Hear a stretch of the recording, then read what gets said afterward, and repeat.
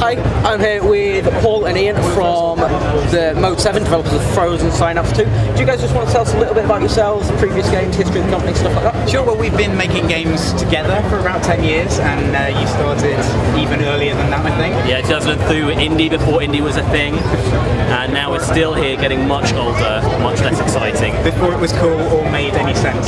So we started off, you worked on a flying sword fighting game Called Determinants, check it out, very retro. Don't do that. Quite bad. So I came in to do music for that originally, and then we formed the company together.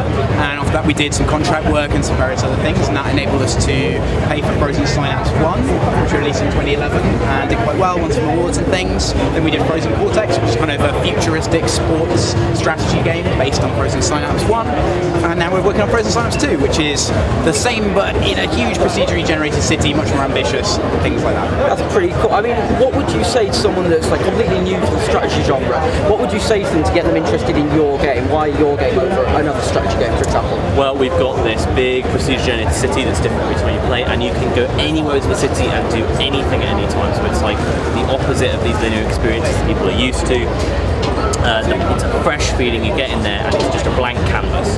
And we've got some really, really nice, sharp, modern graphics that look really nice, and it's based on a brilliant game with Frozen Synapse 1's combat. So you won't regret it if you try it. I've had a lot of people who might be sort of finding it difficult to get into a MOBA or something like StarCraft 2, like an RTS, and they've said to me, oh, this is great because it's turn-based, so I can take my time to figure out my turn, and I don't have to learn like a lot of build orders or complex sort of metagame stuff in order to start playing the game. The Frozen Synapse games are quite intuitive. It's about aiming, kind of looking around corners, figuring out where your opponent's going to be next, and that's something that I think anyone can kind of pick up quite easily. You don't have to read through a giant wiki in order to start playing. It's a very deep, creative game that all comes out of some very simple, basic commands. What would you say is the biggest addition from Frozen Synapse 1 going into the sequel?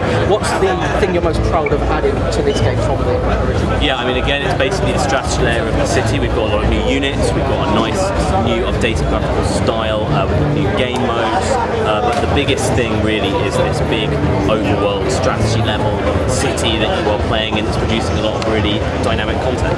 Yeah, and there are factions in the city that will be sort of playing the game along with you. Think of like a Civilization or an Alpha Centauri type of game where they have quite deep, complex AIs. They all have their own personality. They genuinely do something a lot of game developers say, but we're working on that the other day. Right. Yeah, they can have different moods. They respond to things you do differently. So we think that all of that combined on top of this kind of core tactical layer is something nobody's ever done before. And we're excited about that. What would you say the main games that you took inspiration from?